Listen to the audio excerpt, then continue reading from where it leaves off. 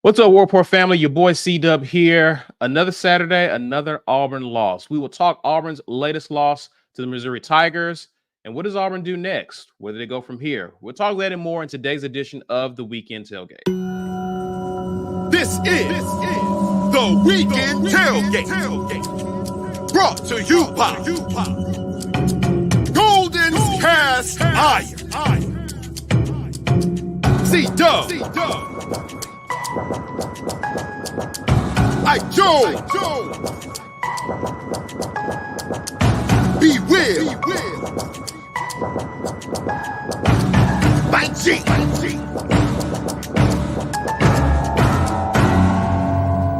You are now listening to Weekend Tailgate. You guys know the deal. It is Sunday, and we're talking about it. Auburn loses late to Missouri yet again, but we're here with you guys talking about it. Become a patron member. Join the conversation about what's going on with Auburn season by hitting that join button. $5.99 a month will get you there. We appreciate you guys for doing that for us. Join the Green Name Gang. If you're in the chat, you got a black name, get a green name. You can also give the gift of a green name by hitting that gifted membership button. We love our community for sharing our community with others who have not made the decision to join. Like I said, we're doing the Lord's work out here, Caesar, just trying to get the gospel of hang in there out to the people. So we appreciate you guys for helping us share the community. This broadcast is brought to you in part by our friends over at Manscaped. Visit manscaped.com and use code REPORT to get 20% off plus free shipping. Manscaped is introducing a new innovation, Caesar, the Chairman Pro Electric Foil Shaver. This game-changing tool brings you the luxury of professional shave right into your home, whether you're after the daily silky smooth finish or prefer to maintain a rugged 5 o'clock shadow. The Chairman Pro Electric Foil Shaver is for your go-to precision style every time. Head over to manscaped.com and join 11 million men worldwide who trust Manscaped by using code REPORT for 20% off plus free shipping. Although, what makes the Chairman Pro stand out? Well, it's versatile and it's precise. And it comes with 2 interchangeable skin-safe blades. This is something new they're doing with the interchangeable blades. So you've got the skin-safe foil blade for that close shave when you're looking for a complete smooth. And if a clean shave isn't your style, that's okay. Just switch to the skin-safe stubble trimmer to keep your stubble looking sharp and polished. Our friends at Manscaped, always innovating over there, bringing you guys some great stuff.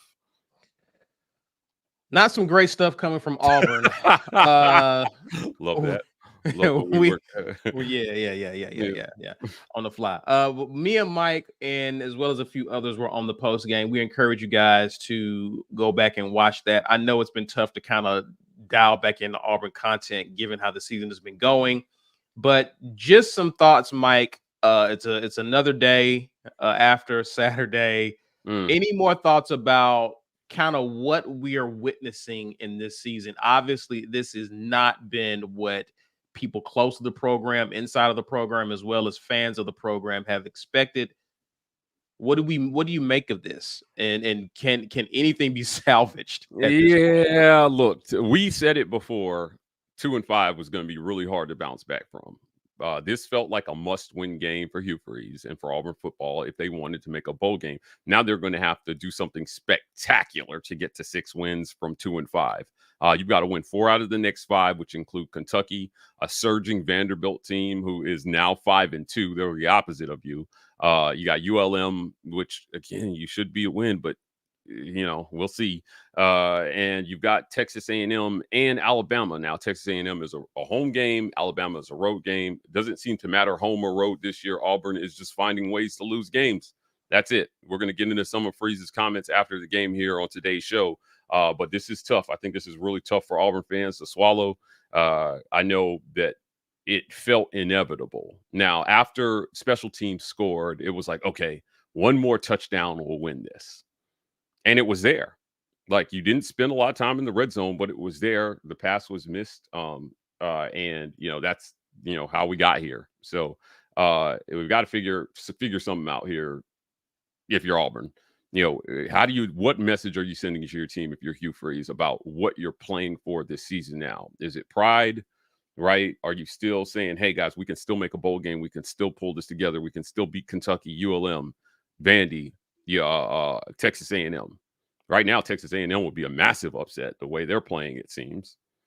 But they just hired a new coach, and he took all the talent that Jimbo Fisher was failing with and just turned it all around instantly, it feels like. So that's where Auburn is at right now. It's tough. It's a tough place to be, but I feel like the fan base is doing all they can to hang in there, Caesar. This fan base is doing all they can to hang in what we're watching. I'll second that. What I haven't yet to see, Mike, is indifference yet. Now, some Auburn fans are indifferent. You're right, because there's a lot of us. We're not a monolith. There are going to be people from all sorts of the sides of the spectrum just expressing how they feel about things, right? Some people are trying to remain positive. Some people are frustrated. And really, if you're angry and frustrated, it shows that you care, right? Yeah. It's when you're like, whatever, another law. That's when it gets to be bad, because now in some way you've disconnected from apathy. Yeah, you disconnected. And so my concern, Mike, is this. When teams starts winning, what happens to the belief level of the players and coaches inside the complex? It begins to grow. Yeah. So the opposite effect begins to happen when you start losing games, right?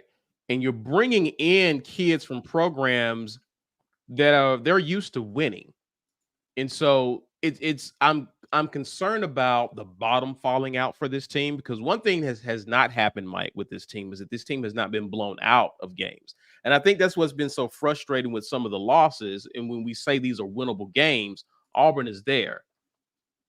What happens when the unbelief begins to grow? Because we have to imagine these guys are beginning to the doubt is beginning to creep into whether or not we can even win games at this point. Especially given how they've had opportunity after opportunity to pull out a win and don't do it. Right? Yeah. What is the fallout from where Auburn is if Auburn doesn't turn things around? And you begin to have to question if that's ever going to happen for this version of Auburn.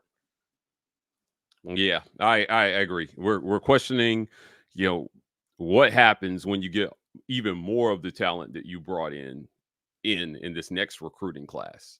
Can you coach it up? Is this expanding the playbook issue because of the talent that you have?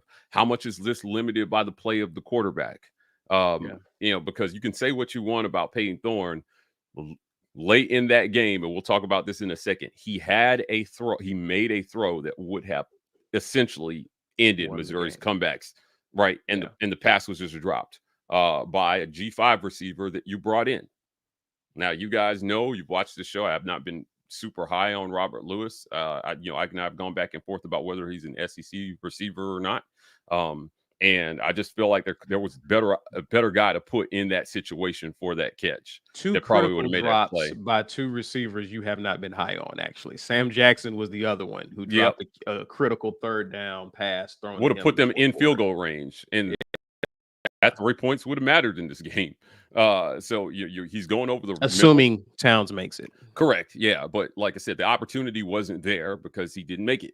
Yeah, he didn't make the catch. So it's tough. It's tough when you're talking about, but and I know that's maybe a skill issue, right? But you have other guys on this team who maybe perform better if put in that situation. The rotation of guys, and just get your dogs on the field, man. Get your best players on the field. I don't think those guys are top 3 in Auburn's receiver room right now. Right. And yet they were in the game at critical moments when you needed a play and they failed to make a play. Everybody else is getting sat, man. Like, Damari fumbles to the bench. Right. Hank Brown got 2 quarters of football to the bench for the rest of the year. Haven't seen him since. Yeah. So I think they need to take a look at those wide receiver rotations, because late in games when it's tight, you have to throw the ball. You got to make throws and catches to win. We saw it all across the SEC last night. Now, I want to brag here for a second. I don't know how you did on your Wednesday picks, but I was undefeated on my picks. Well, I clearly lost because I picked Auburn. Sure. Yeah, but I think I did good elsewhere. Because we all picked the same. Mm-hmm. We all picked the same. But I think too with Auburn, before we get into the next part of the segment, I don't know how you keep these kids' belief level up. Yeah, and it's tough because you expect some of the leaders of this team. Again, you're mentioning people who are upperclassmen who didn't make plays, Mike. Right. And there are guys that we've seen a clear regression in terms of their play this year who we've been raving about. Yeah.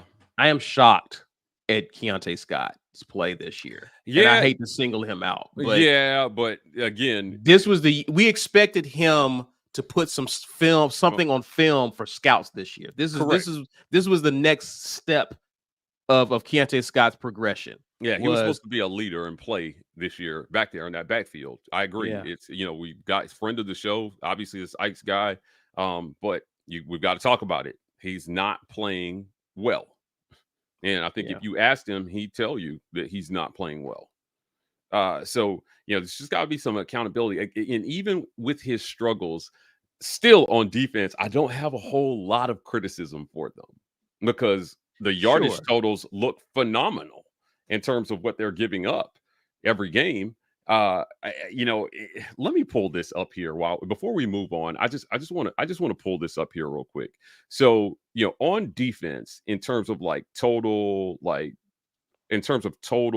yards, let me look at the team numbers, and I just want to use this for reference for how Auburn is doing. If you look at just in conference, Auburn is giving up less than 340 yards per game. And that's really, I think that's really good in today's college football. For as many young guys as they're playing, that's phenomenal.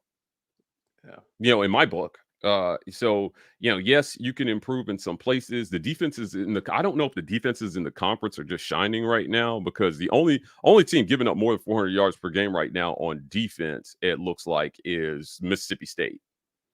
They're giving up 449. Texas is only giving up 237. Tennessee's giving up 258. Georgia's giving up 304 per game. So you're if you look at it, 40 yards separates you from, one big play essentially separates you from the top quarter of the conference. Right. That's it. Right. And you're playing a ton of young guys there. So when you're looking at the defense, it's easy to see a lot of reason to be, I think, optimistic about where they're going on defense. Right. So I just wish we had the same feeling about the offense. If we had the same feeling about the offense, Auburn would be sitting right now with a winning record. I couldn't tell you exactly what it would be, but I know it wouldn't be 2-5, and it would be over 500. Let's get into some of the comments that Hugh Freeze made at the post-game presser. For those of you who did not catch it, there was some questions asked to him, some responses that we want to kind of highlight and talk about. Let's play the first one here, Mike, and we'll get your thoughts. It's just, it's a difficult year where it seems nothing is going quite your way when you need it to. The third quarter, we have a really good drive and down there, and I thought the fade ball was a really good ball, and we just we got to make those plays and score. We got to make those field goals, or just to keep our momentum. But we seem to not make the right call as coaches, or the right play from time to time in critical moments still, and that's kind of been the story of the whole year. And obviously it hurt to lose a turnover today too, but it's just disappointing for sure. That happens in a game. There's a game where you just don't make the right call in the key moment. There's a Sure. time you make the right call, not the right play. But it seems as though this is a continuous thing for this program, and that it's something that they can't seem to get fixed. Hugh Freeze sees it, he acknowledges it, but why is this a recurring thing? Yeah, he kind of spread the blame around there. He said, we got to make plays in key moments. Seems like we may not be making the right calls in key moments as well too. So that's a little bit on the coaching staff. And overall execution is just not happening on the offensive side of the ball at a high level, particularly in critical moments. Now, that question was asked, and we'll get to that later, about how they execute in critical moments. And they had a week to prepare for this game. Caesar, they had a week to prepare for this game. Yeah. So, this was indeed a disappointing. I think it was disappointing. Now, look, they were under what Missouri has been allowing per game in terms of total yardage.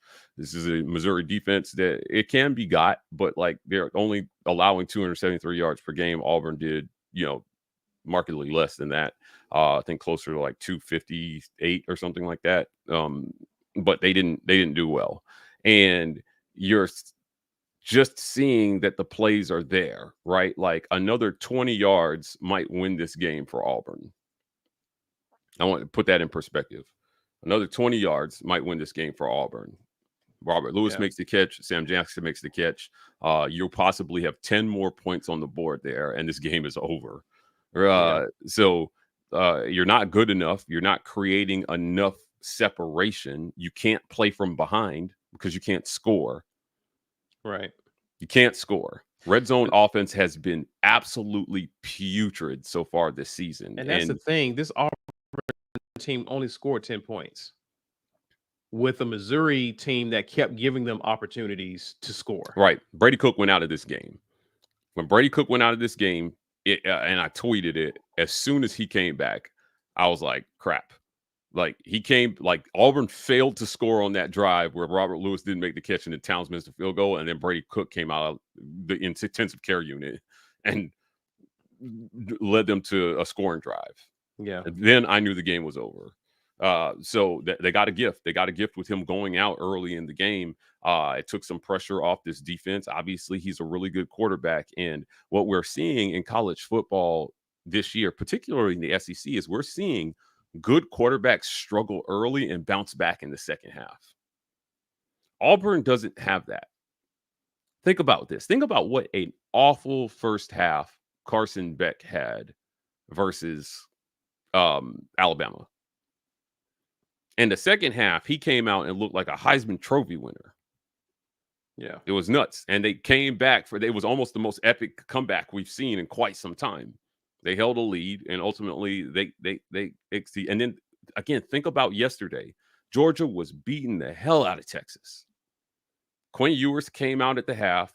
They adjusted. They made some calls. Ultimately, I picked Georgia to win that game, and I knew they would.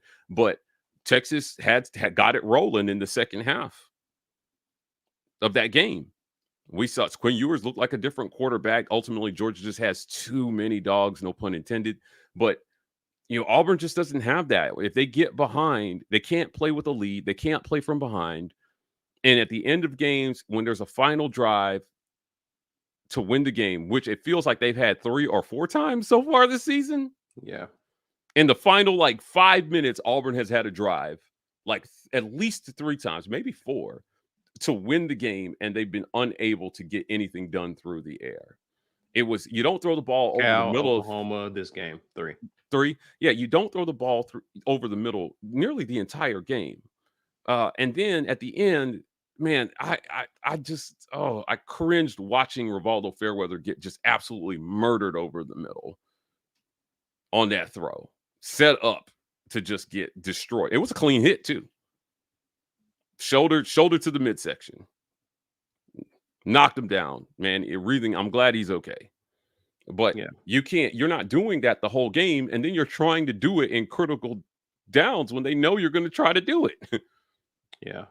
This is a problem, I think, with having to shorten your playbook the way that they're doing to manage the QB position, it seems. I was high on Peyton coming into this season. We'll get to him in a second, but man, whew, it's tough. It's tough. Those comments. It felt like he was exasperated. Like I don't know, bro. What do you want me to say? We're just not getting it done. That's the kind of energy he had there in that clip. Another position that we want to talk about is field goal kicking. Yeah. It seems as though if nothing else goes right, Auburn for almost a decade or longer, Mike, has been able to depend on a kicker to come in. Always had a kicker.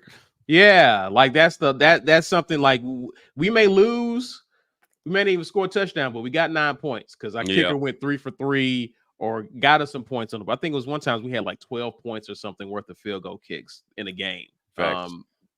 Auburn has always seemed to have had good field goal kicking, and it just seems as though Towns Mizzou has just been struggling. He's on the struggle bus for sure. He is struggling. Hugh Freeze was asked about him. Let's hear what Hugh Freeze's thoughts are.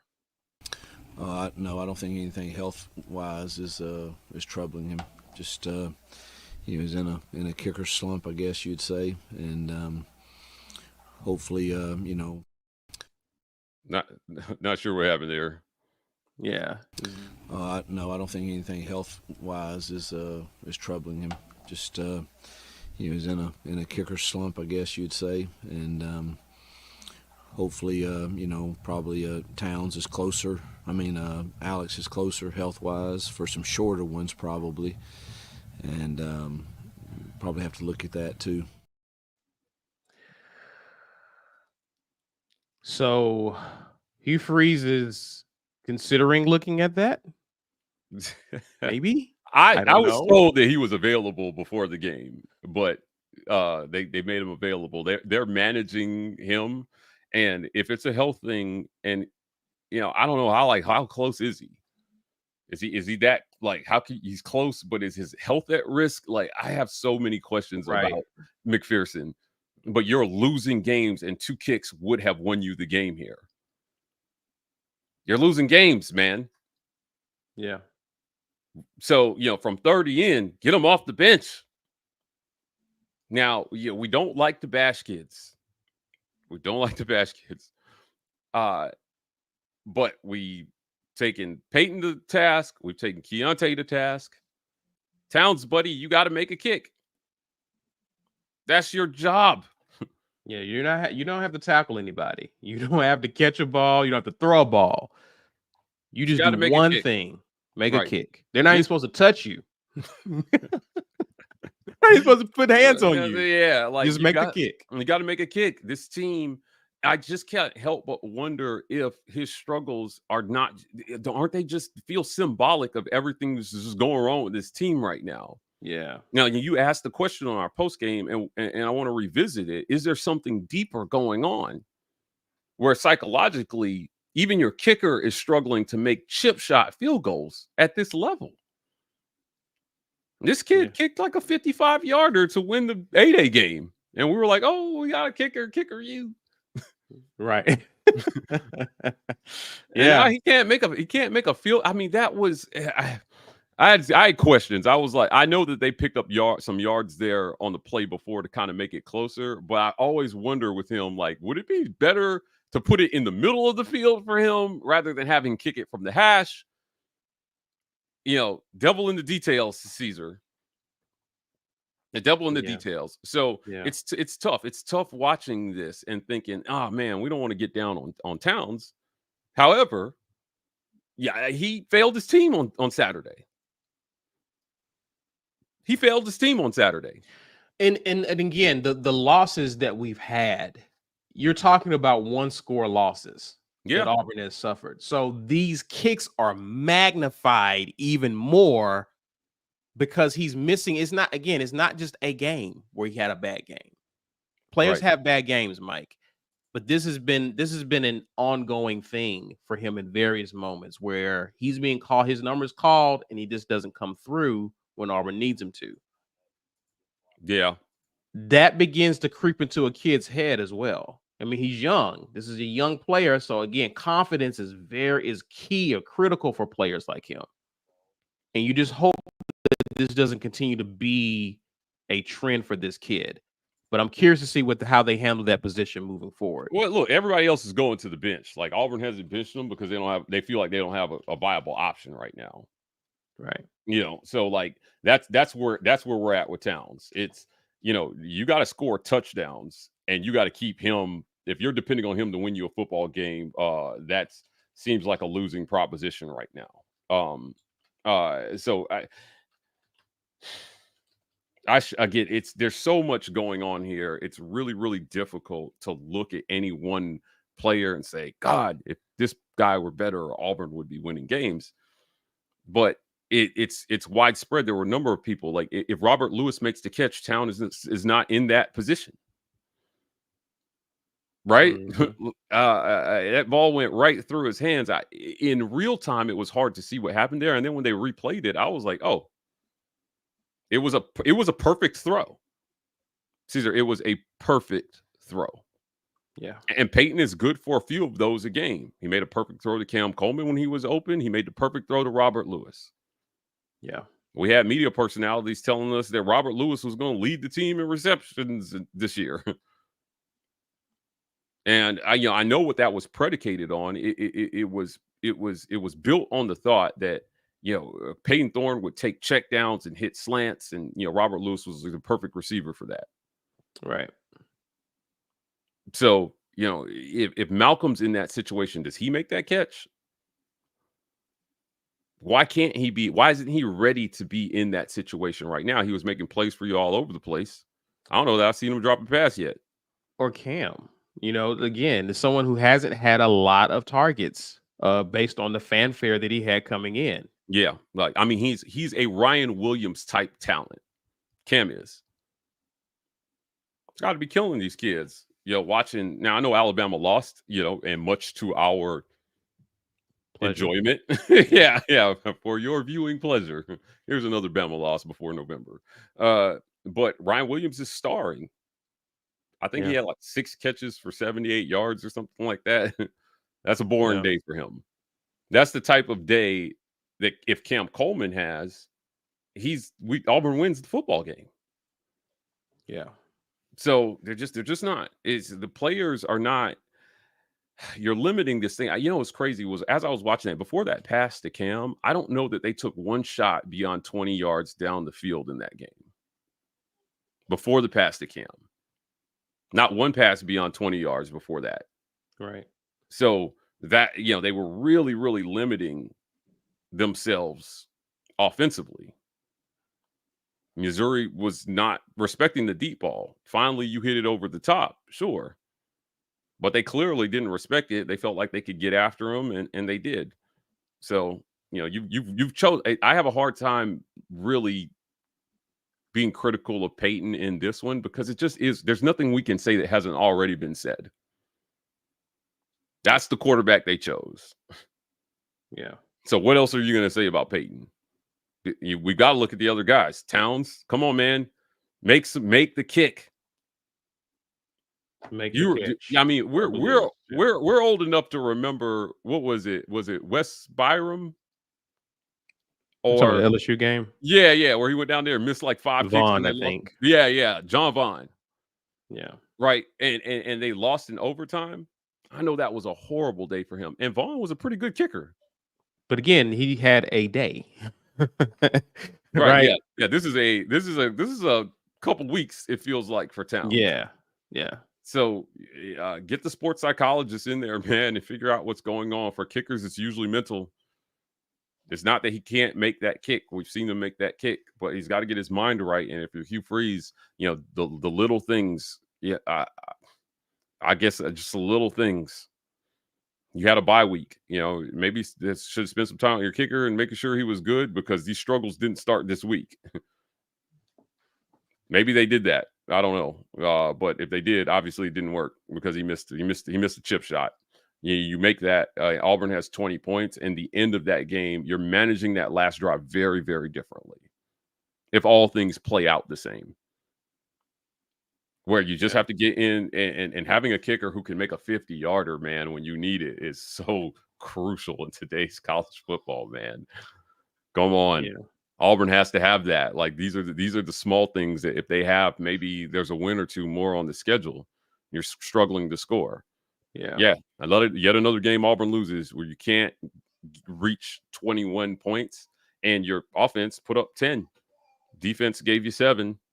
And again, if they haven't given Brady Cook the heart-shaped herb from Wakanda, Auburn probably could have gotten out of there with 17 points, right?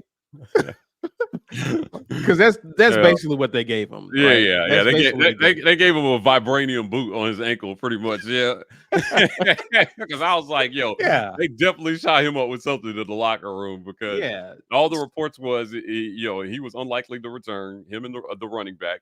And as soon as I saw it come out, I was like, yep, they decided they didn't want to lose this game. As soon as they realized they weren't going to win it without him, he came out. Right. Yeah, but he got the good stuff in the locker room. That needle was full of Dilaudid or whatever they give you. Whatever they give. Yeah, whatever they give you. Whatever it was. Listen, guys, we're going to get to the break real quick, pay some bills. But if you've been enjoying this conversation, we need you to share it with others. Smash that like button. Hit subscribe. It helps us definitely in the algorithm.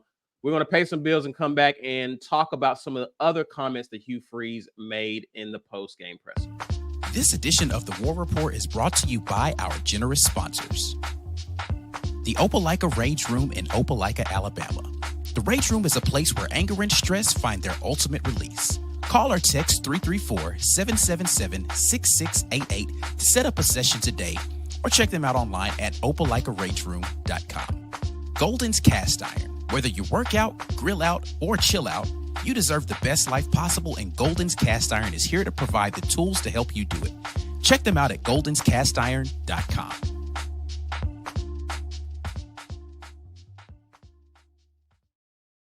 Guys, you know the deal. Hit that join button. Join the Green Name Gang. Help keep the work that we're doing here at the War Report going. It's tough, Caesar, covering this thing like it is, but we're going to keep doing it because it's our job, and you can help us continue to keep doing it.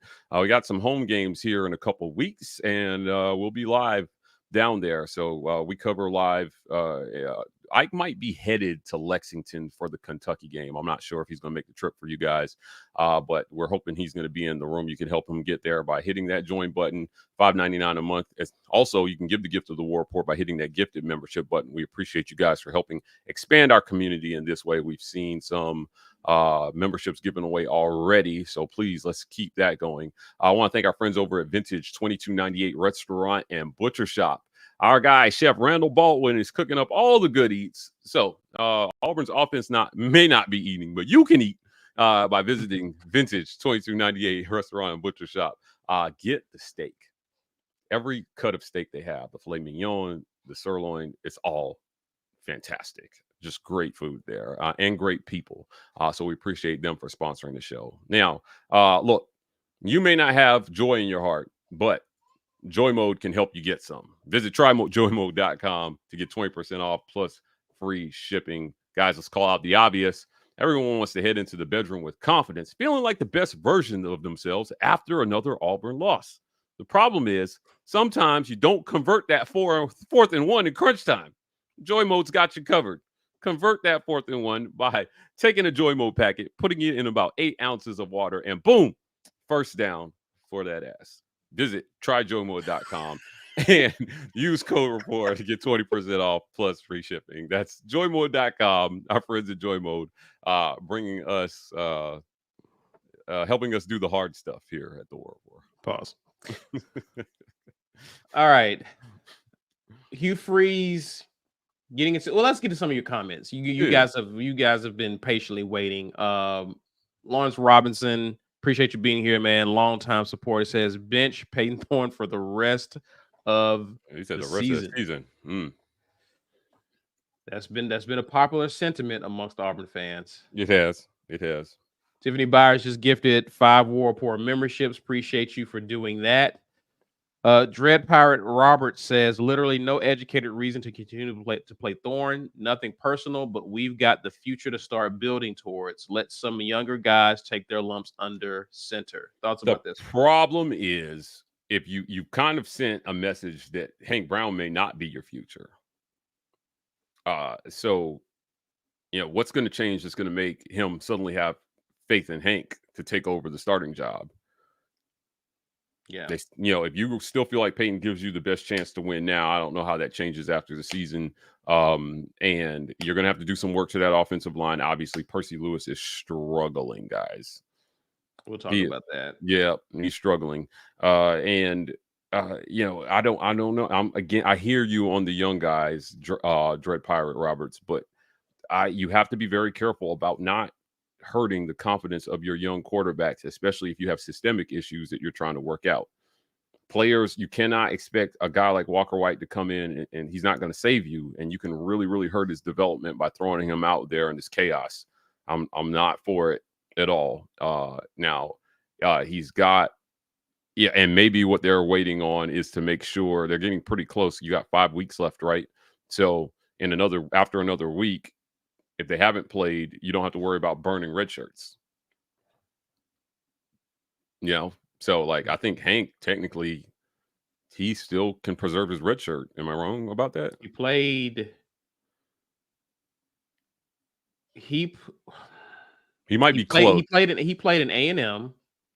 He started for New Mexico, and he started for Arkansas. Those are 3 games that he's played in.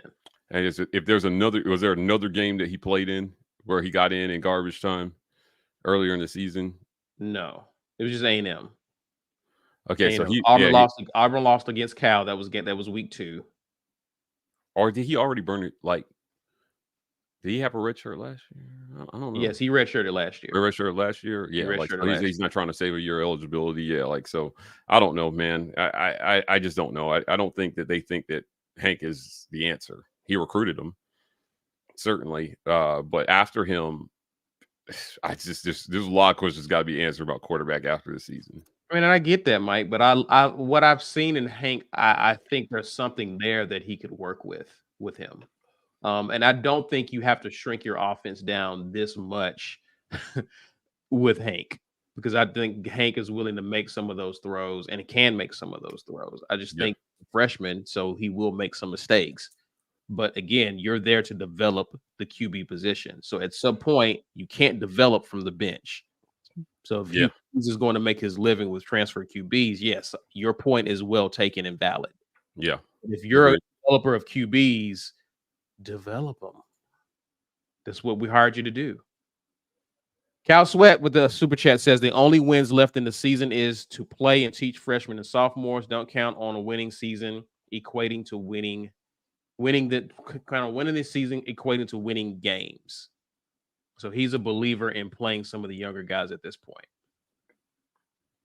Yeah. Okay. I mean, yeah, that's tossing in the towel is hard.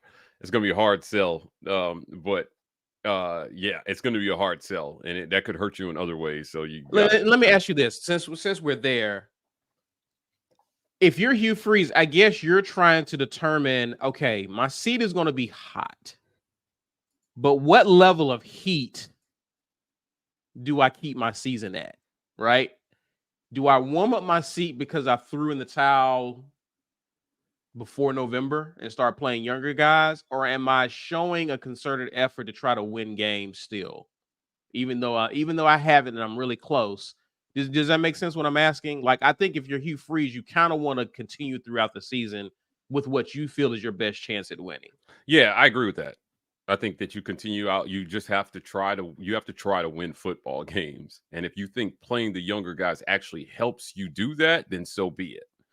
But I don't know if he believes it does. So. Yeah, right. Yeah, it can't be an experiment to just try to get them experience, right? Like, you have to believe that those guys can help you win, because it's not fair to everybody else on the team. It's not, man. This is Jarquez's last year. We're wasting him. We're wasting Jarquez Hunter in his last year. We're wasting a lot of people, but Jarquez especially. Yeah, man. His draft stock is plummeting. And somebody will pick him up. He'll get drafted. But You know how it is. You get drafted higher on winning Difference teams.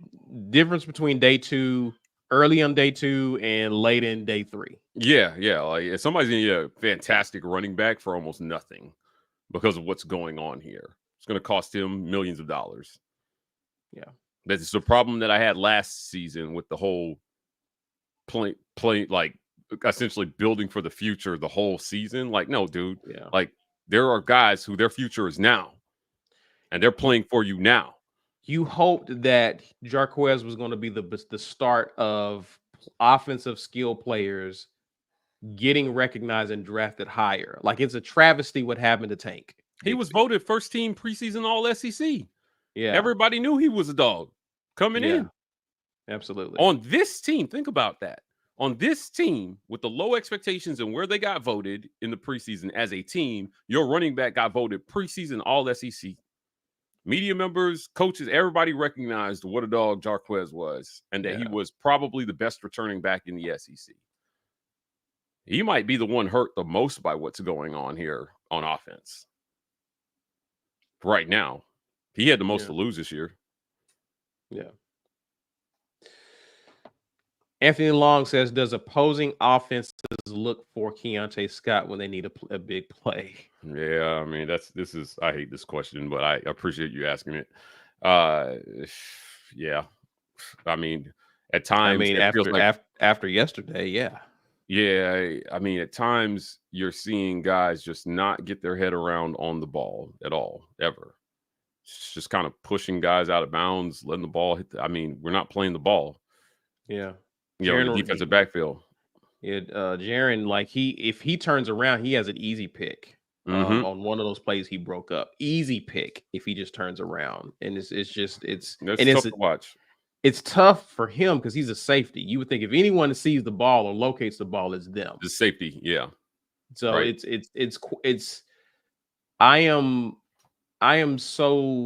I'm shocked at, again, some of guys like a Keontae who, again, this was the year for a Keontae Scott. This was a year for him to put something on film for scouts and to be a day two guy, right? Yeah. So again, for him, it's again not picking on him, but I'm disappointed for him because he had very high hopes this season. Yeah. And I don't know if he's done himself down. All right. Cool Breeze says, my issue with Freeze is he's trying to recreate Ole Miss here on the Plains. Start fresh, and the created culture starts with Freeze. Stop coaching scared and demand greatness from everyone. Yeah, I've been vocal about whether or not what worked then will it work now. Yeah. And was it Dustin? I think it was Dustin yesterday that said, the next hire I'm calling for a defensive coach. Because defensively, those guys kind of have to just turn it over to whoever they hire on offense. So if you make a good hire, should work out because, I don't know. And you're not micromanaging them, and you're not unless you're not a micromanager yourself or you're a meddler, you're letting them handle the offense. Yeah. So it's tough, I think, if you look at it. But again, you're not seeing that with a Lane. You're not seeing that with a Sarkisian. You're not seeing that with some of these guys. I mean, I named some of the best play callers out there, but I'm saying we've seen where an offensive-minded coach can come in and actually do well at programs. Yeah, Auburn's just not hiring them. So if you're good, you got to make a good hire here. That's the direction that you're going to go.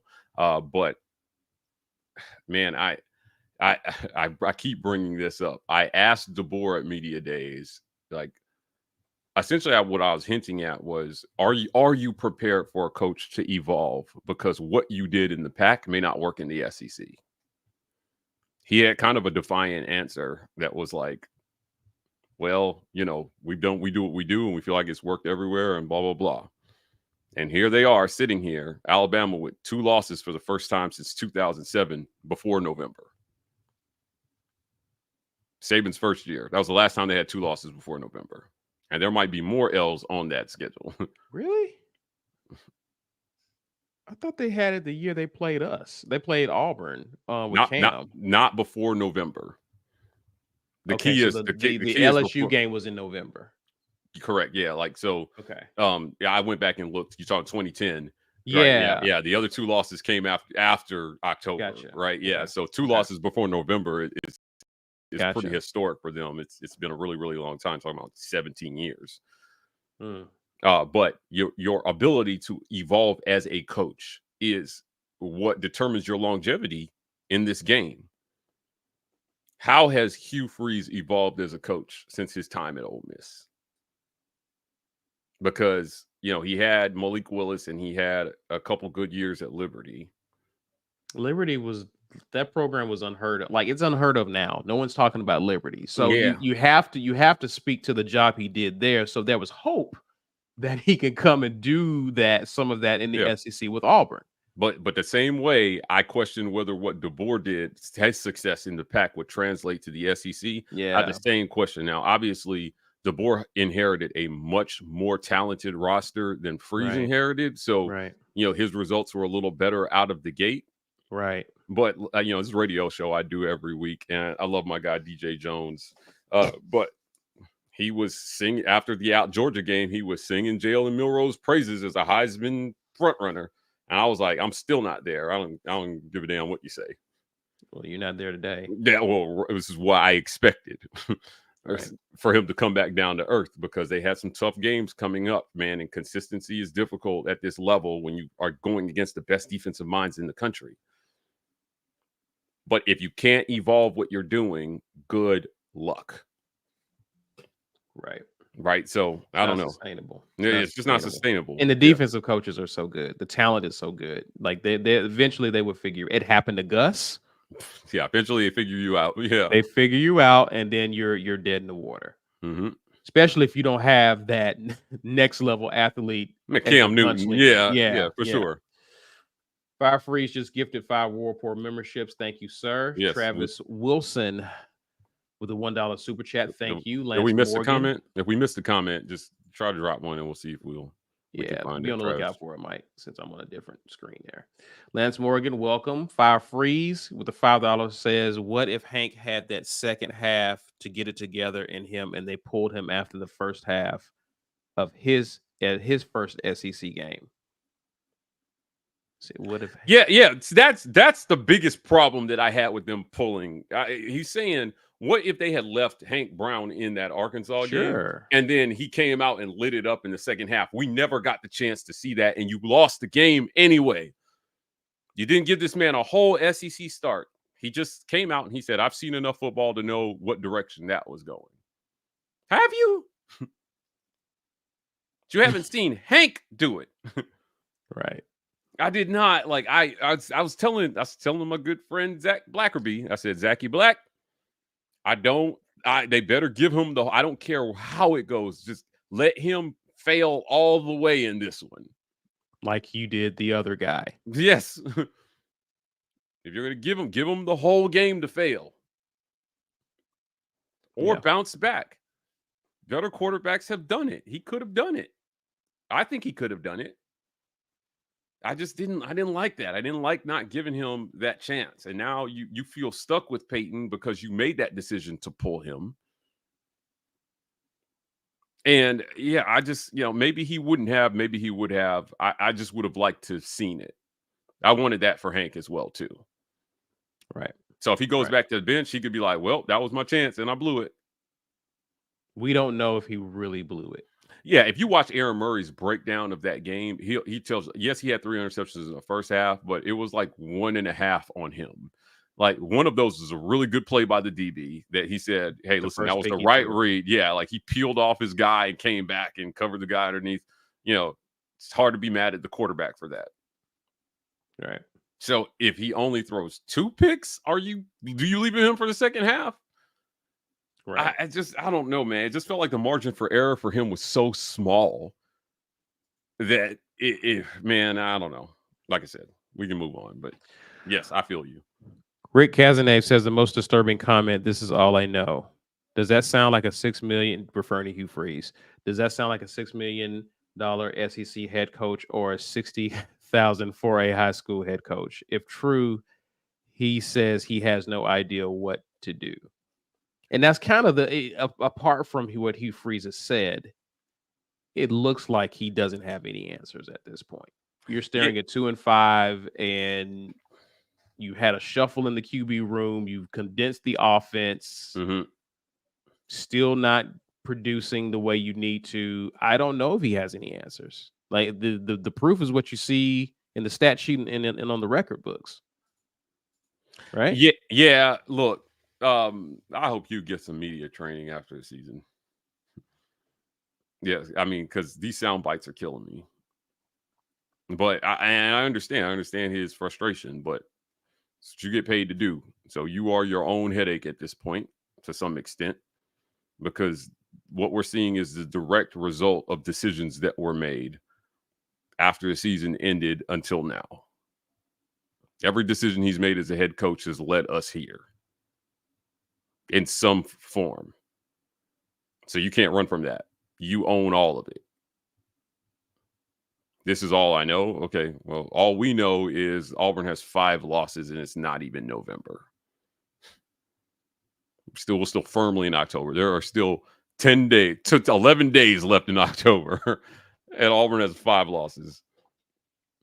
That's all I know. Welcome, Solid Tiger, JP. Yes, more Travis of this. Wilson comes back and says, I hope Alvin Henderson doesn't get the same treatment Jarquez is getting right now. It's Alvin's. He's hard, man. He's good. I don't have a reason to think he won't. Just because of how the running backs are an option in this offense. They are. I think what's been frustrating is that you condense the offense and down with Peyton Thorne, and Jarquez still seems like an option. Now, I think they ran him a lot more in this game. I think he had like 18, 19 carries in this game. Missouri was looking for him. And I think that's another thing too, Mike, that's frustrating with what's happening at the QB position is that by simplifying the offense, the predictability of Auburn, it's easier to game plan for this team. And now having to run against a stacked box on the defense has now become normal because teams aren't expecting you to make some of those throws that you were trying to make early in the season. So it's tough. It's tough. It's a ripple effect when you decide you're going to simplify the offense just so you can give your QB something to run in games. Anthony Long says, wasn't it last games that Malcolm missed a touchdown catch that was inexplicable? I think Malcolm dropped one.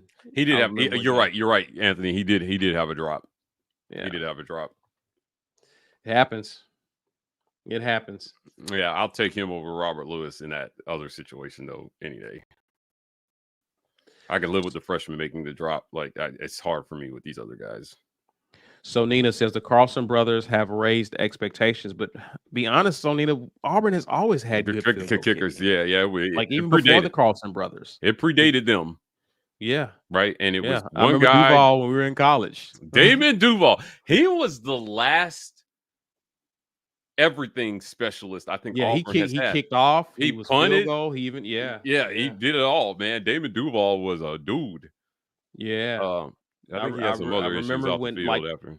It precedes the Carlson brothers. Auburn has been blessed with excellent field goal kicking. This is why this has been a head scratcher. I will never forget Damon Duval kicking like a 48-yarder into the wind to beat Steve Spurrier's #1 Florida my freshman year. It was your sophomore year. Yeah, I remember that. It was raining, and I decided not to go to that game. And I turned on my TV and I was pissed. That was the last time Auburn tore down the goalpost in Jordan-Hare. Yeah. That was the last time.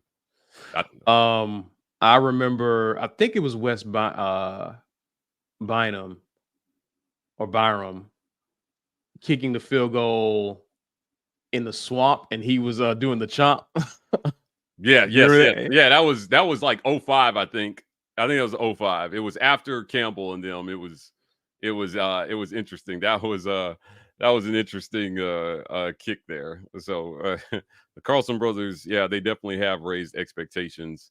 Mercy comes in and says, "We are Scott Frost's Nebraska 2.0." That's a pretty sad statement there. Old Scotty is That's very accurate. yeah. So hold on, wait. Let me get you back over here. I don't like this. What am I doing? I can do it. Okay, there you go.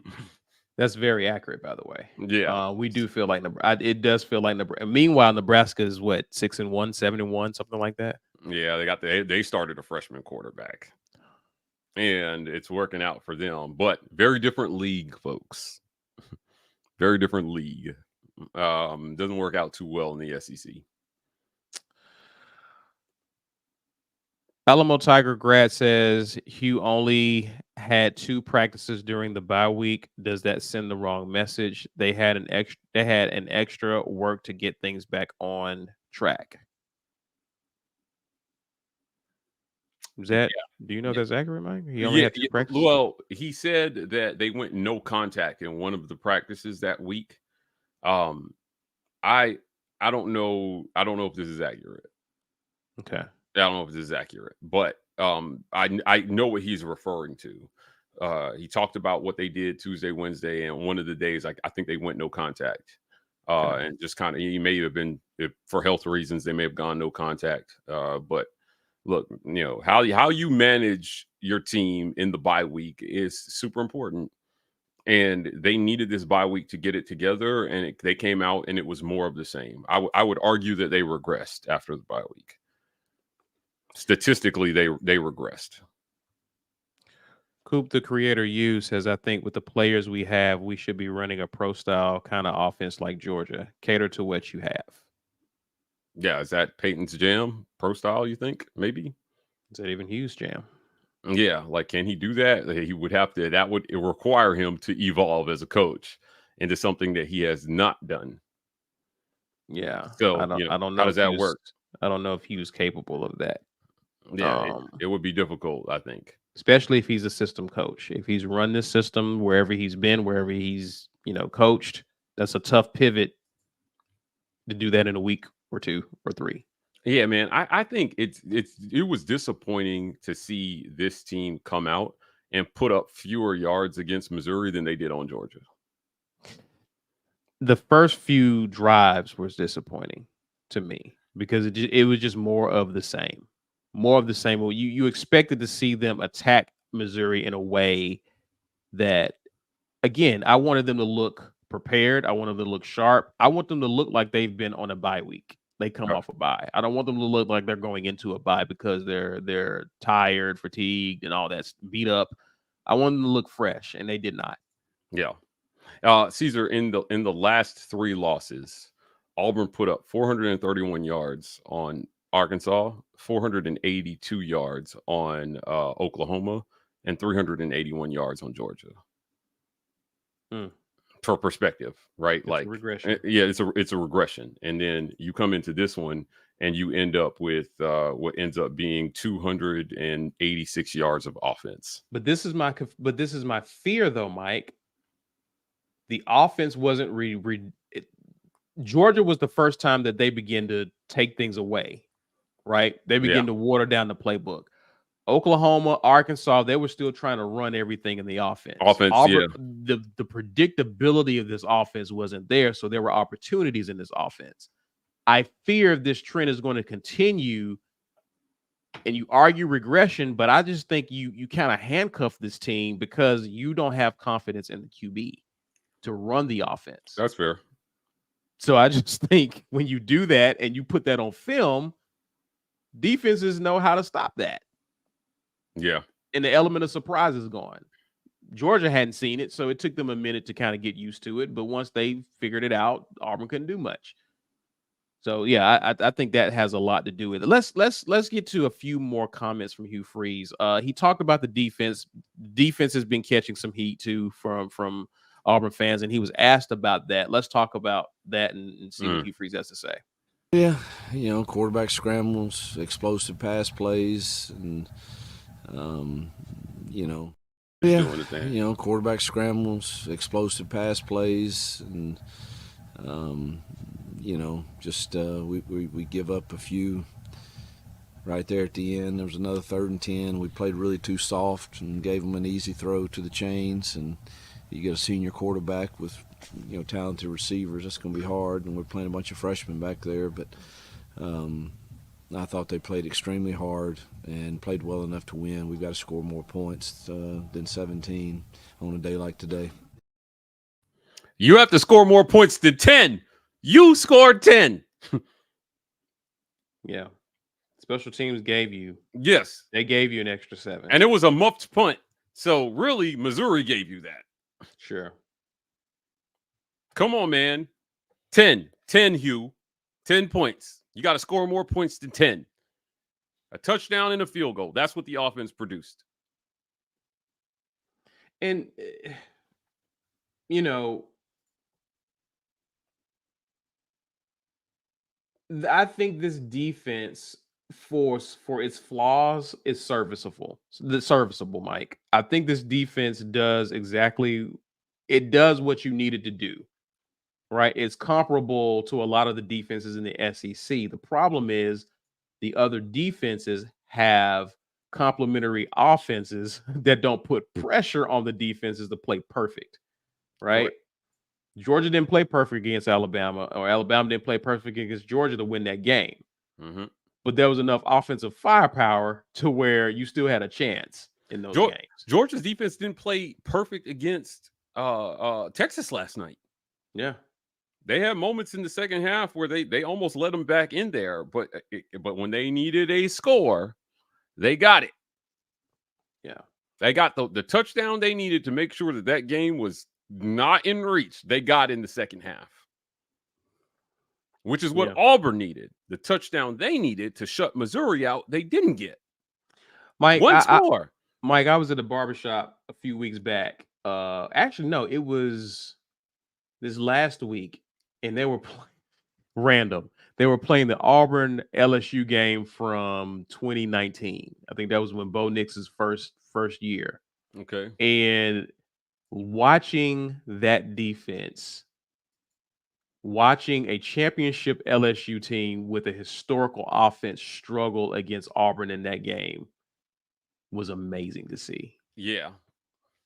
And the opportunities Auburn had to win that game as a result, like an amazing defense or just good defensive play will expose any issues on the opposite side of the ball and vice versa. You can have Gene Chiswick's championship team. Auburn had a historical offense that championship, but it exposed issues on the defensive side because we were in a lot of shootouts. Well, they gave up more points on defense than any national champion in the history of college football that year. Right. It was completely anomalous to win a championship with that sort of defense. Now, they were weirdly good at situational turnovers. So they knew how to force turnovers, but winning a championship with a defense that gave up as many points as they did in some of those games was crazy. If you don't have Cam Newton at quarterback, you don't win. Yeah, it's an 8-win season, right? Like at that's best. How good a player he was. He was the difference between 8 wins and undefeated national championship Heisman. Right. Like which is why it was a no-brainer he won it, because it should have been unanimous. Like, anybody who didn't vote for Cam, was brain dead. He was he's one of the best, if not the best player in college football history. Yeah. I don't think we've ever seen anything really like that at quarterback. Just nuts what he was doing. So, defensively, to your point, Auburn is playing well enough to win games. And statistically, when you look at it, again, it's the numbers, because there are a lot of teams allowing less than 400 yards of total offense per game. But when you look at what Auburn is doing, it's got you right in the heat, right? Because you're doing what they're doing defensively, you are in games late. Mm-hmm. And it really just comes down to, can you produce enough offense to win? Asking this defense to do much more than what they're doing, I don't think people understand. They would have to be like top 2 defenses in the league with as many freshmen they're playing. I'm not sure that's fair. Right. I don't think it's fair to ask them to do much more than what they're doing now. I think DJ Durkin is getting the most out of his side of the ball right now. And there's basis for saying, yes, there's room for growth here, but the product for right now is acceptable. Right. On the other side of the ball, you do not have that argument. The Right. product is not acceptable, and you have questions about whether new players will just equal better play. Right. Or are you just going to have fancier losses? Like, think about it. What if DJ Durkin had to play base defense? Because key guys on the defense didn't really understand what they were supposed to be doing. Correct. Yeah. And then we're getting torched as a result. We will be crucifying the defensive side of the ball because of that. Yeah. That's what's happening on the offensive side of the ball. Yeah, it's tough. Like I said, it's tough.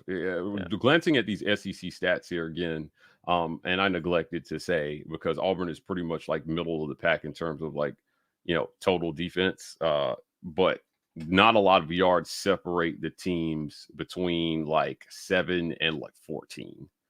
As a matter of fact, like Alabama is giving up more yards per game on defense than Auburn is. But they're 5-2. Right. The difference is offense, right? Like, right. LSU is giving up 358 yards a game on offense. They're a one-loss team right now. Hell, even Florida has a better record. They're giving up 370 yards a game. Mm-hmm. But they're moving the ball. Right. Arkansas is only 8 yards better than Auburn. Vanderbilt is only 8 yards better than Auburn, but they're 5-2, right? Oklahoma, defensively, they're 14 yards better than Auburn in terms of total defense. So I'm telling you, Texas A&M, they're not even. They're 14 yards better than Auburn in terms of total defense. Georgia, they're a mere 35 yards better than Auburn in total defense. Stop talking to me about the defense. Just full stop. Stop talking to me about the defense. No, they're not perfect, but for as many, the stat came out, they said that Auburn has played the most true freshmen on defense, I think, of any team in the country this year. May have been the SEC. Check me on that one, but like Auburn put out the graphic. They're playing more freshmen than anybody defensively, and yet they're holding up to their peers here. So, what is the strength, right, of this defense? As far as yards on the ground are concerned, Auburn is giving up 118 yards per game on the ground, which is not terrible. In terms of passing yards, they're giving up 221 yards per game. That's an average day for an average quarterback, 221 yards per game. That's all you're giving up. If you told me that we're going to we're going to go against Georgia, we're going to hold Carson Beck to 221 yards passing, you'd be like, that defense did a pretty good job versus that quarterback. Right. Assuming he's not running crazy, like, he doesn't have like 100 yards rushing or something like that. Same with Milroe, same with Ewers. If they held any of those guys under 250 yards, you would think that was a decent defensive performance. Even in terms of points per game, Auburn is only giving up 20.9 points per game. In previous years, you're a 9-10 win team with those numbers. So it's not like teams are just scoring. But then when you go to the offensive side of the ball, Caesar, Ole Miss leads the conference in 41.4 points per game. You've got Auburn, down in the middle at 28.1, and that is buoyed by A&M's big numbers versus A&M. If you extrapolate New Mexico and A&M, the numbers look awful. They're well under 20 points per game. Yeah. And you can't get 3 touchdowns in today's college football. What games are you going to win? That's it. Stop talking to me about the defense, man. DJ Durkin's doing a fantastic job. And I think his side of the ball will only get better, but they've got to start winning time of possession on the offensive side as well, too, and sustaining drives. That will help those guys out even more. That's why when we look back on that 2019 defense, we were like, good God, we wasted that defense. Yeah. Anybody with a just above average offense would have been in contention for the playoff berth with the defense that Auburn fielded in 2019. It's how bad they were offensively. Yeah. Yeah. You know, the Iron Bowl fluke of 2019. We beat Alabama, and I love it when Auburn beats Alabama. Defense gave you 14 points. The defense gave you 14 points, and you won by 3. Yeah.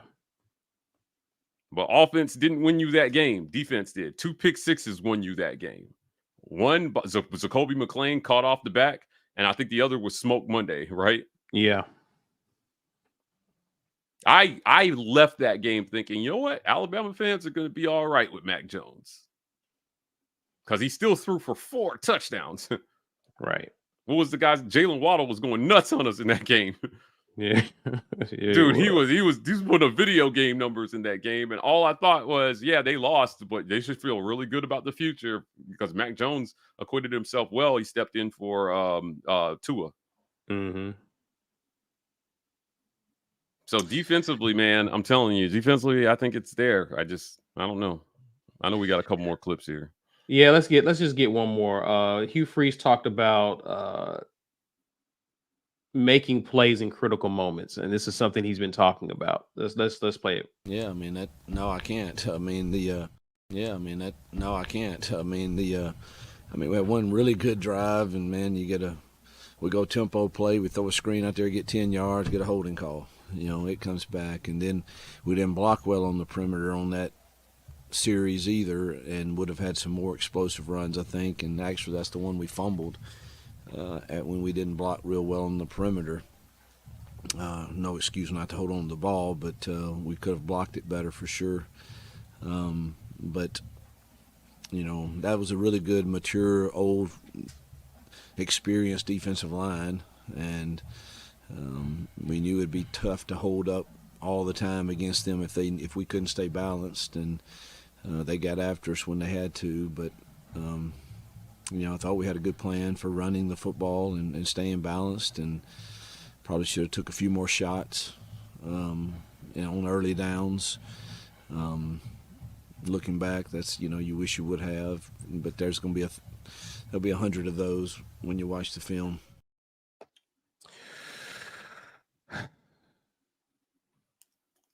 More the same. Missed opportunities. Yep. When does Auburn start capitalizing on these in key critical, really the fourth down? It's not fourth down, but fourth quarter. We'll see Auburn make plays for 3 quarters. Fourth quarter, when the moment gets tight, these plays just come to a screeching halt. How do they fix that? First of all, thank you for your question. It is a thoughtful one, very thoughtful, very demure. All we can do is laugh at this point. Going into the bye week, he said he would be, and I'm paraphrasing, frustrated, I guess, if they failed to execute on critical downs. Interesting. He said 2 things there. He said on the fumble by Peyton, they didn't block very well on the outside. There was a block missed by somebody, but you got to hold on to the football as well, too. You just got to hold on to the football. There's no, yeah. I know you didn't even bring up the blocking thing, man. Like, you got to hold on to the football. Right. Which I don't understand that. I just don't understand how he can't. Yeah, I don't want to hear about the blocking thing, dude. You just got to hold on to the football. Yeah. But you had a week to prepare. I think this goes back to the same conversation. You had a week to prepare, and the product was worse than what we saw the previous 3 weeks, including at Athens. It was worse. So that's tough to swallow. It's a tough pill to swallow. Jarquez had a much better game versus Georgia. Now, by the numbers, Caesar, to be transparent, by the numbers, Missouri has a better defense than Georgia. So you've got Mizzou essentially third in the conference in terms of total yards allowed, and Georgia is behind them. But like I said, it's like 30 yards. We're talking about 31 yards of offense. The total defense. Yeah, correct. It's 31 yards separates those two teams, so they're comparable. Again, that's one pass. That could be one pass.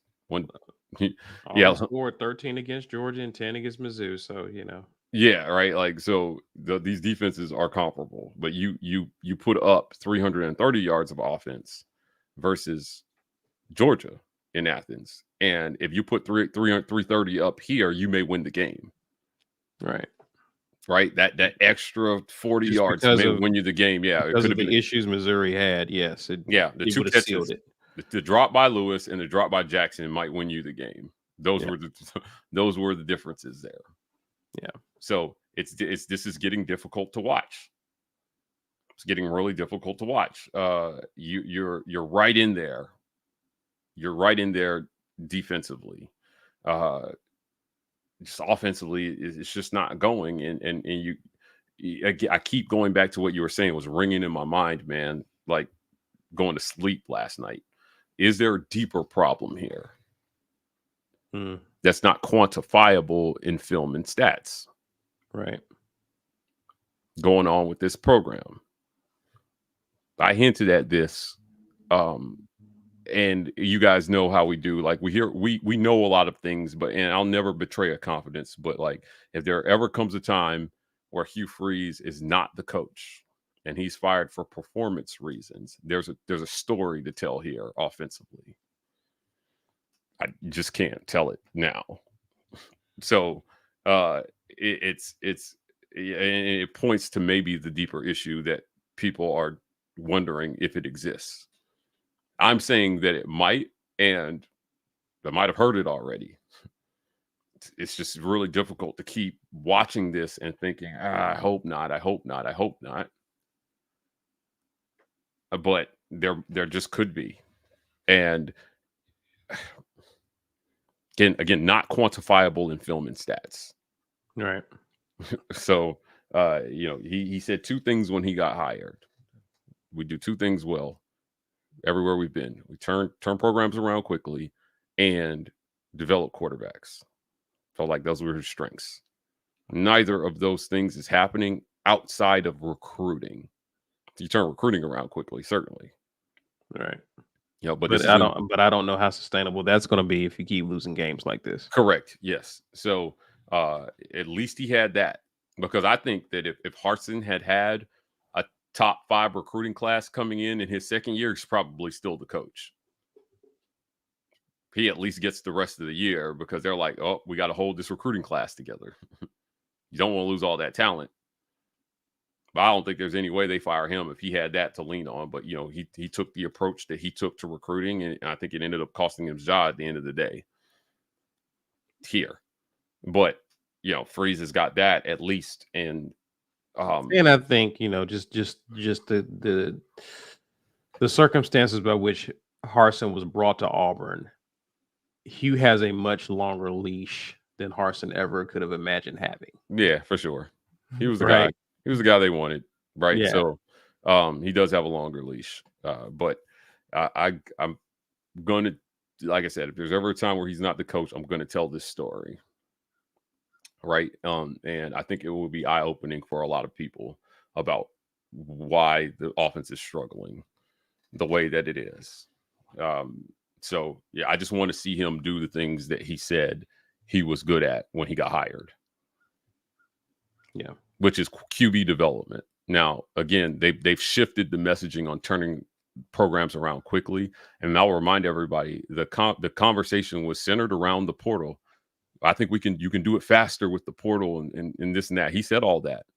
I went back and listened to that press conference last week, and he was just like, in this day and age, I don't think you got to sit and wait. And you can turn this thing around quickly. And, he's not wrong. He is not wrong. It was not wrong. He just made the wrong choice in the portal. Oh, right. So then now, but it's not what they're saying now. Sure. Now they're saying rebuild. Look at how many players left, Cohen said in an interview with Feinbaum. We need time, all this stuff. Recruiting from high school. Yeah. I don't have a problem with that approach, but that's not what you were saying when you got hired. It feels like that's a convenient message now that the results are what they are. Right. Now, to his credit, before this season, I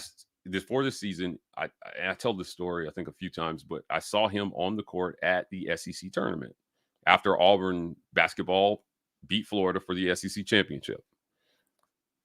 I said, Coach, when are Auburn fans going to be celebrating your next SEC championship? He said, man, I need 2 more recruiting classes to get it done. For what it's worth, I think he's going to get it. He's going to get what he was asking for, this one and the next one. How many years is his contract? 3. Is it? No, it's not 3. It's longer. It's not? No, it's not.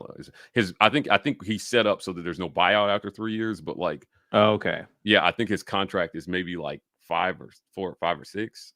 Oh, Wonder Boy says 7 years. Okay. Right. So if that's accurate, right? If it's a 7 or 6 years, yeah, 6 sounds more accurate, right?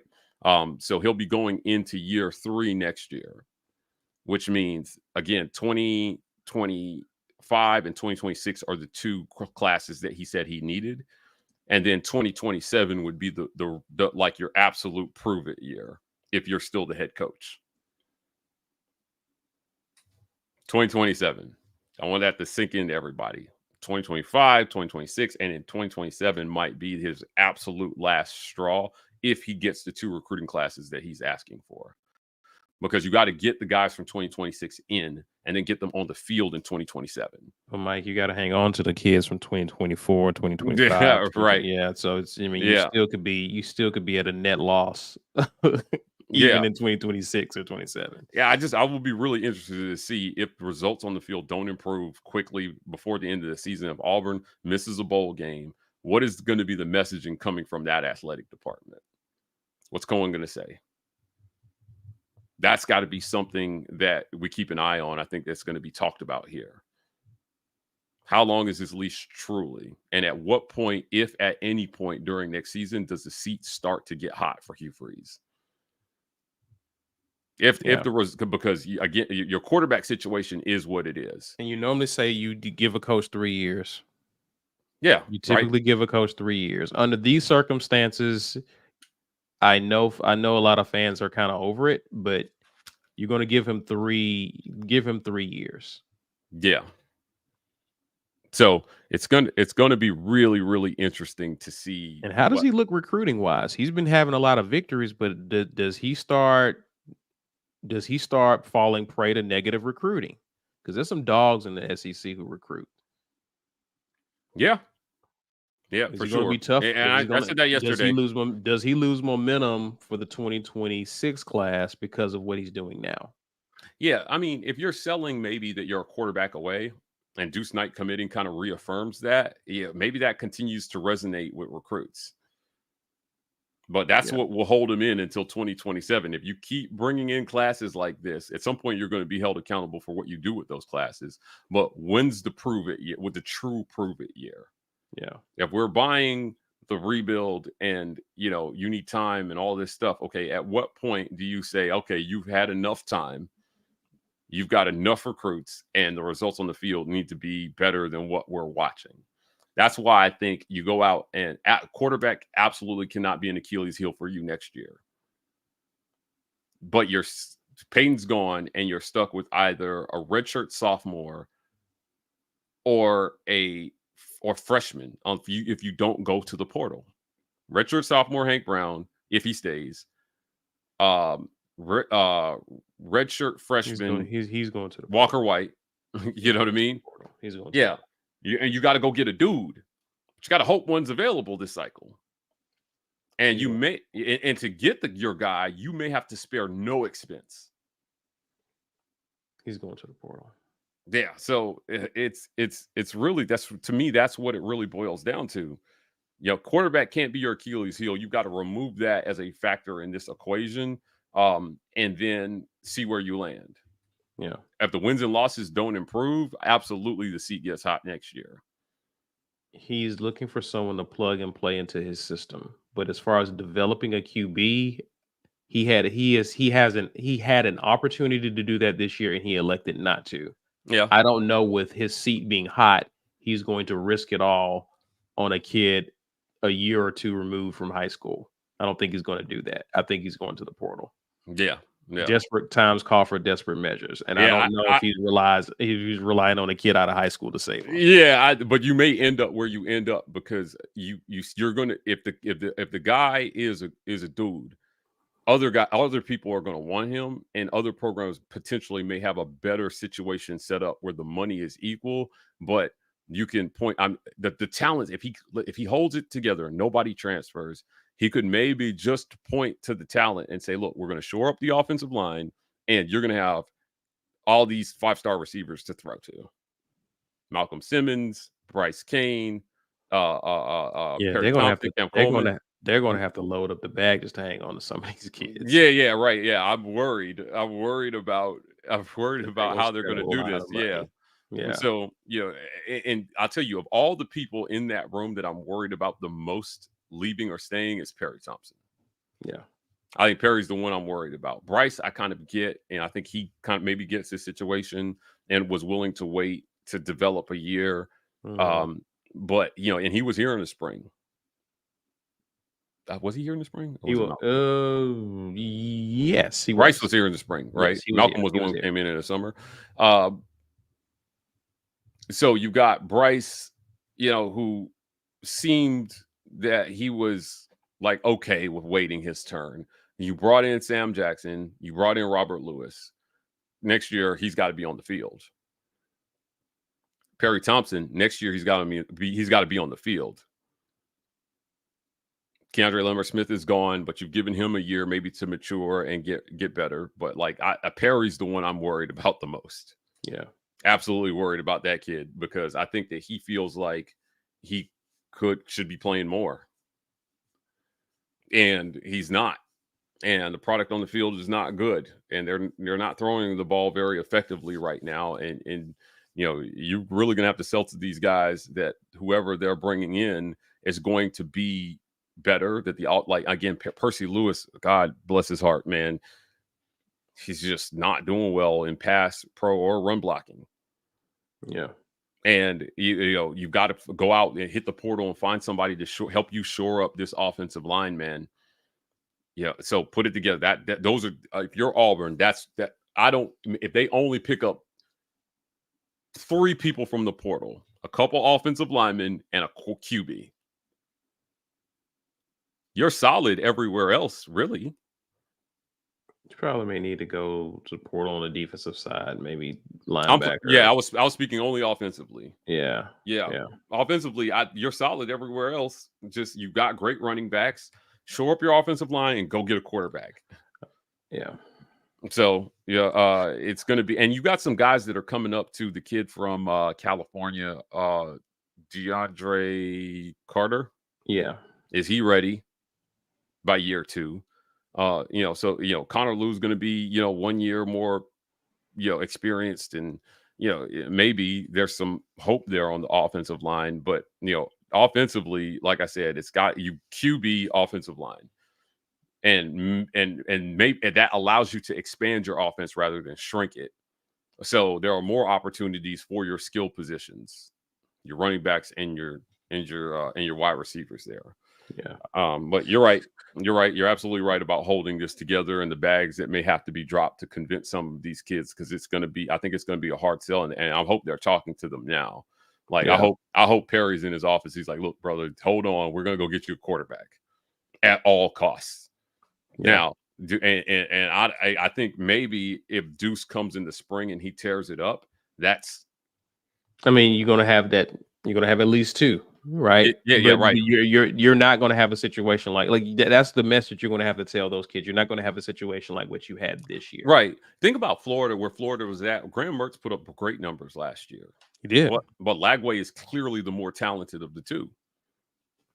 So we saw him start to get worked in there, and they're having a better. We talked about Napier possibly getting fired all preseason and going into the season, and now look at this, man. I mean, they're doing better than Auburn is, and they've transitioned in their young quarterback. Could that be Deuce? right? Do you have a guy who can hold it together for a few games and then you transition to a young quarterback that's going to do well? Yeah. Like that. That's a tough place to be depending on that, but we'll see. Yeah. I see we got a few more comments here before we get out of here. Anthony Long says, how crazy is it that Hugh has put everything on year 3 and we don't even know if next year's starting QB is on the roster? That's Anthony, this is a really, really great comment. Fantastic comment. This perfectly encompasses the dilemma that this coach has put himself in year 2. Right. But that decision was made in December when they decided to stick by Peyton. You don't know who your quarterback is going to be in year 3. You don't even know if he's on your roster. That's a wild place to be in year 3. I think they do know he's not on the roster. Yeah, well, fair. I think they do know he's not on the roster. Yeah, you have to know he's not on the roster. Yeah. You expect it to be in a good place, a decent place by year 3. Yeah, but I don't think you expected that there would be this much pressure on that decision by year 3. There's so much pressure on that decision going into year 3. It's crazy. Travis Wilson says O-line development is key this offseason. Yep, that's it. Yeah. O-line, QB. Fix those 2 things, man, and maybe you got a shot to be better. We'll see. Mike G, let's get out of here, man. Tell the people how they can get a green name and some other announcements. Yeah, you guys know the deal, man. Hit that join button. Help us keep the work that we're doing at the War Report going by becoming a part of the Green Name Gang. $5.99 a month will get you there. We got so many of you guys signed up, and you've been members for years. Every time I see somebody pop up, Caesar says member for like 36 months. I'm like, wow, man. Our community has really ridden with us these last 3 years since we started this thing, and we appreciate that.